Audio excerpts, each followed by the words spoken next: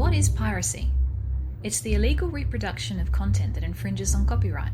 Lots of things can be pirated: music, movies, TV shows, to name but a few. Piracy existed long before digitisation, but digital technology made it a whole lot easier to do. Back in the olden days of analogue, the quality of the copy would be poorer than the original, so people often ended up buying legal copies of the content anyway. Digitisation and fast broadband have created the perfect storm for piracy. Copies are the same quality as the original. They are cheap and easy to obtain and distribute, and there is a huge range to choose from. Why do people pirate? For some people, buying legal copies of songs, movies or TV shows is too expensive, as are subscription fees to multiple streaming services. For others, the length of time to wait until the release date is just too great, or the content won't get released in Australia at all. Some people use snippets of content for mashups and remixes and feel it's unnecessary to pay for the whole when they only need a part. Some believe all digital content should be free. And finally, there are those who obtain illegal copies for the purpose of selling them on to others.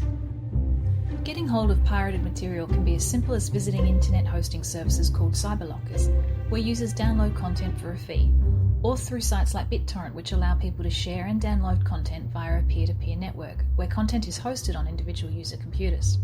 But most pirates are at the very end of this supply chain, receiving pirated movies via USB sticks or mobile phones from friends or acquaintances who've done the downloading for them. Research has shown that Australians don't really understand our copyright laws, no doubt helped by a perceived lack of enforcement. How often do we hear about people being prosecuted under the Copyright Act of 1968?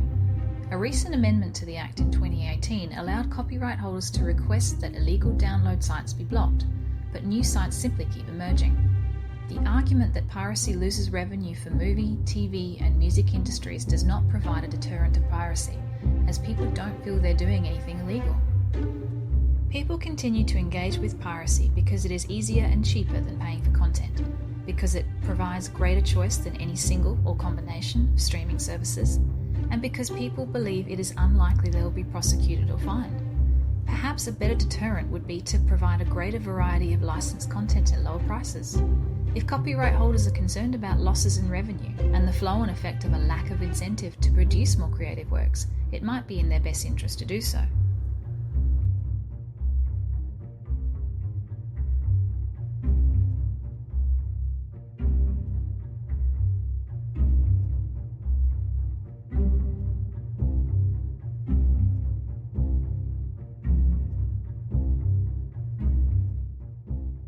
Created using Powtoon.